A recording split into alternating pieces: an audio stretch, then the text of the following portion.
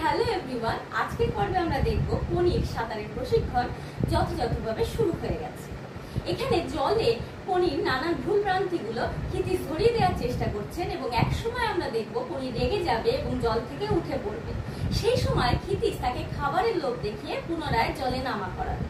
ক্লাবের ভেতর থেকে বেরিয়ে আসবে অমিয়া এবং বেলা। তারা দুজনা কিছুক্ষণ রেলিং এ দাঁড়াবে এবং সেখান থেকে চলে যাবে। অমিয়া এই সময় পনিকে লক্ষ্য করে একটি কথা বলবে। সে বলবে যে কম্পিটিশনে পড়লে মেয়েটি তো আমার পা ধোয়া জল খাবে। অন্যদিকে বিষ্ণুচরণ ধর হন্তদন্ত হয়ে ক্ষিতিশকে খোঁজাখুঁজি করবে এবং ক্ষিতিশকে নিয়ে গাড়িতে উঠতে যাবে। পিছন থেকে সেই সময় পনি খাবারের দরুন টাকাটা চাইয়ে নেবে।